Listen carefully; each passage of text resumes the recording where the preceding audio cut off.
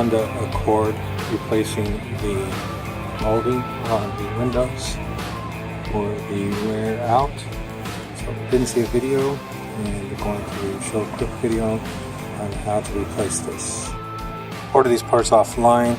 They are Honda parts. I paid for all 4 of them, for the front 2 and the back 2, and it came in as a cost of $200 and under $40. Came with complete with clips, and so you just make your order. I'll give you a link down below. You guys do this one-handed before, so I'm going to try to do this, but that's really not what I want to do. So anyway, we're going to disconnect this speaker, which is you push in the tabs, wires that head to the motor for the mirror. So we'll be doing that next. If you look really closely, it's a clip that's on the bottom of this that you just separate at the bottom. So this is the way the speaker comes in. Once you get it off, just flip it over very gently. You'll see that little clip that you can disengage, and then it will pop off. Next is to unplug the power supply to the mirror. This is done by that. And then we'll be taking off this screw. This is not necessary. So this screw, this one down here, and then this one will be your most difficult one in the corner there. Then you'll be able to take off the mirror.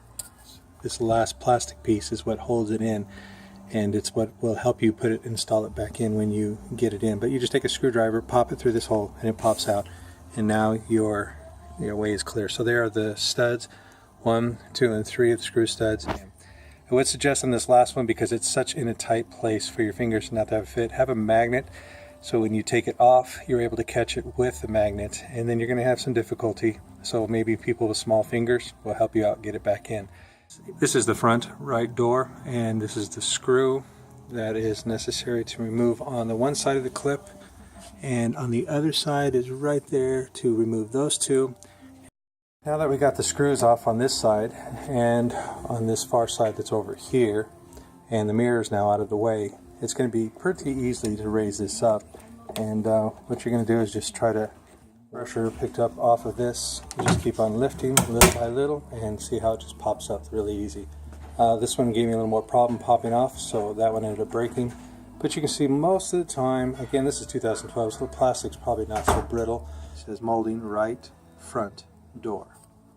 It would be just to clean off everything you can. Next, you'll want to make sure you align it correctly to where the ending is, and then you'll want to put the clips on the opposite side just to make sure you get the nice cinching of that put in place.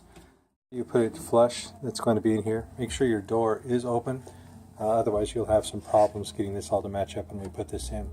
I would suggest that you would put in this end, push down and put the screw in, and then next what I will do is I'm going to put this end and not push the clips completely down in until I'm finished with making everything's matched up by the 2 screws being installed. Everything installed. Now we're just going to make sure that everything is a nice snug fit. My wife has much smaller fingers, and she could fit in there really easily, and so she put that on to start it, and now I'm going to tighten it up, and then we'll finish plugging it in, snapping it all in, and then this door will be done, and I'll show you the back one. So you snap back in the power supply and then the speaker. So you're ready to set. Remember, this is the only grommet that you put into there, so you'll set it into place, snap it right in, and that's how simple that is. Door has a screw right here in the back. Apologize the lighting. This is late at night. The second one is probably more important. It's right behind this flap, still reachable, and I don't know if you can see it on the camera, but it's right there behind my fingers. So 2 screws we take out first. After you finish taking out the screws on both sides, on the far edge, each end, then you begin to prime this end. The back side will come up a lot easier than the front. It took a lot more force than I thought, so I want to let you know some of the things I use. This is plastic, so it does not ruin the trim. So what I kind of leveraged to do was putting this underneath it, or I would do this after separating it from the chrome, so I wouldn't scratch this. So I wouldn't scratch this chrome right here. Then I would leverage this across. So time for cleanup once again and a new install. The same story. Put in the screws on the side before you fully push down on this, if possible, without the clips happening. I doubt that'll happen here on the back because it's shorter, but this will kind of be the effort that you try at least do one side to make sure it's lined up correctly. I would suggest doing the back first and then begin to process it all the way across. You should be fine. Okay, now the install is complete, and we have accomplished this with an 8mm socket a Phillips screwdriver, and some plastic pry tools. So you'll enjoy saving yourself some money. Just for your fact, the dealership charged over $600 for this. Hopefully you guys enjoy. Bye.